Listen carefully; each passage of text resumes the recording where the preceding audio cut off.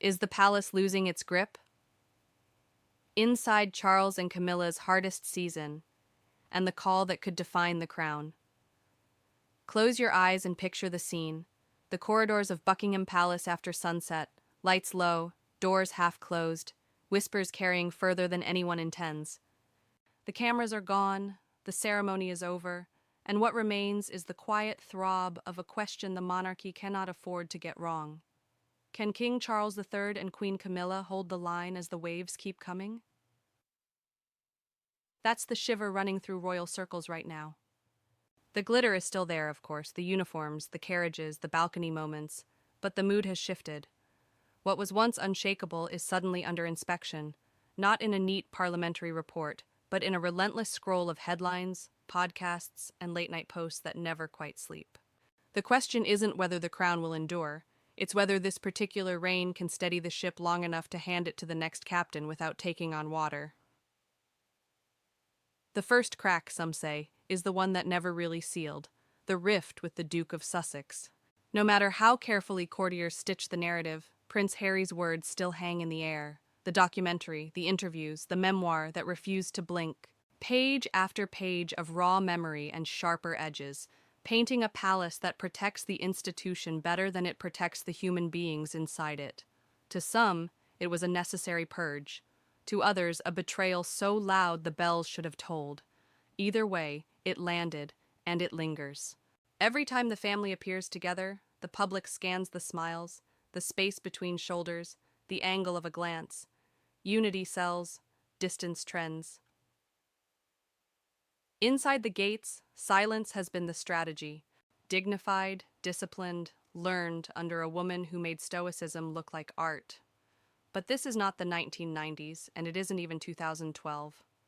Today's silence is a vacuum, and vacuums get filled by pundits, by friends of friends, by anyone with a microphone and a hunch. The palace may still control the balcony. It does not control the timeline.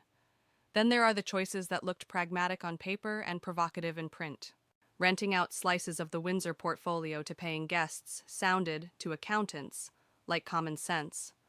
Heritage doesn't maintain itself. Roofs and stonework don't mend out of thin air, and budgets don't stretch to eternity. Yet for traditionalists, it felt like velvet rope turned turnstile, royal rooms crossing the line. From myth to menu. Preservation, say the defenders. Commercializing the mystique, mutter the critics. And just like that, a maintenance plan becomes a talking point about the soul of the crown.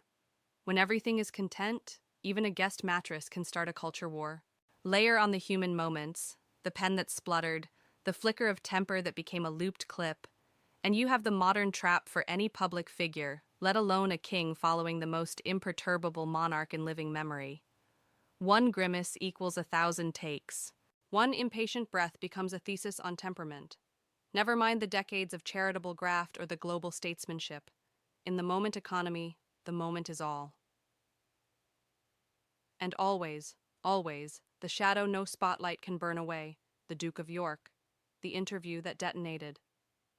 The titles surrendered, the patronages returned, the civil case that was settled but never forgotten. Even in absence, the scandal lingers, resurfacing like a buoy the institution can't quite cut loose. How to draw a line without drawing blood. How to protect the crown without appearing to protect the man. It is a puzzle with no clean solution, only a spectrum of lesser evils, and every option comes with a headline. So where does this leave their majesties? In a paradox only the modern monarchy could create, required to be both untouchable and entirely transparent, timeless and trending, above the fray and agile within it. King Charles has waited longer than any heir to rule. His convictions on the environment, architecture, community are not new, not borrowed, not focus grouped. They are his. But convictions don't float on their own. They need wind, and right now the gusts are cross currents. Enter Queen Camilla, the lightning rod turned load bearer. Her journey from headline villain to steady consort is the kind of arc that would be dismissed as improbable if it weren't happening in plain view. She knows what it is to be fought over by the press, judged by strangers, measured against ghosts.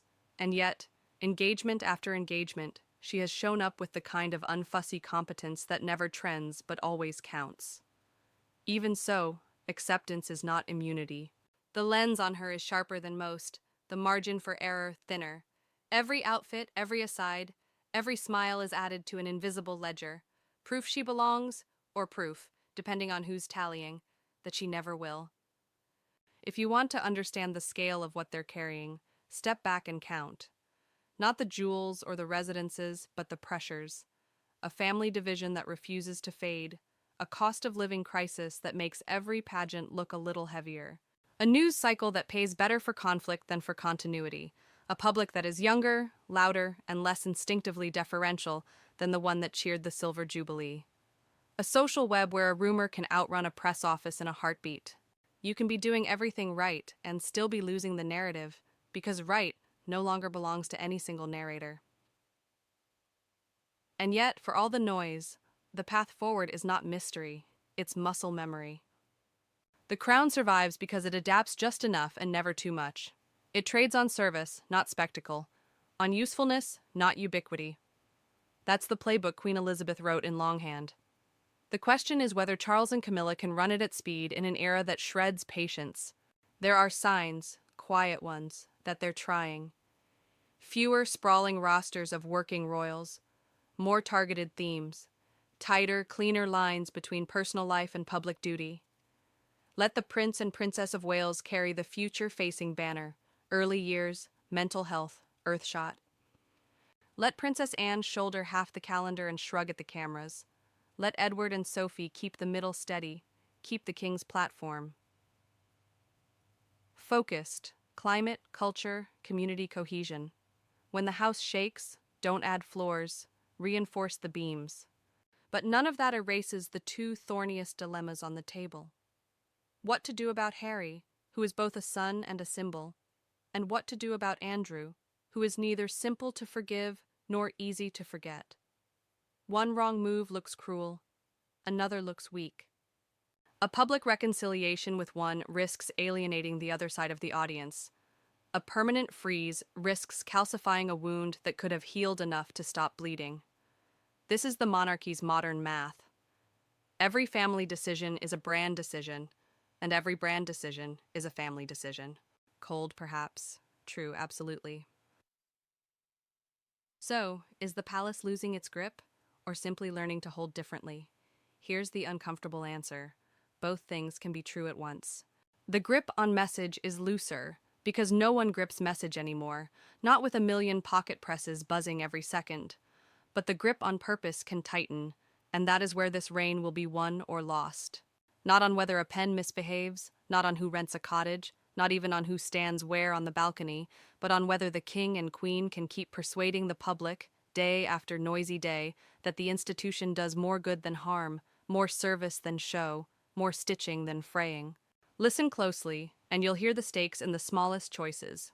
Which engagements the king keeps when he can't keep them all.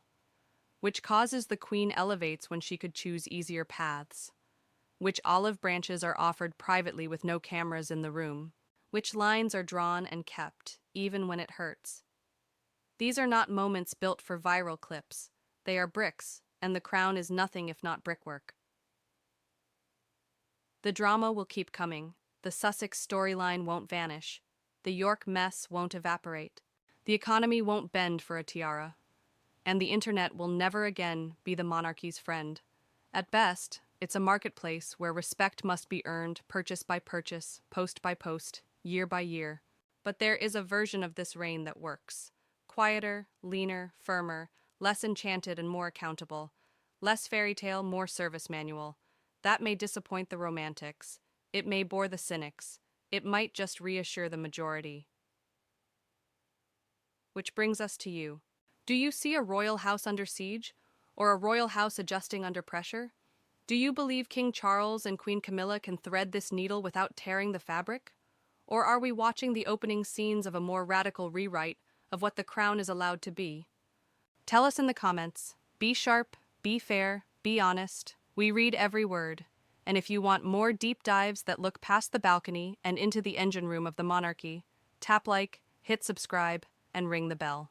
The next act is already rehearsing in the wings, and you won't want to miss the cues.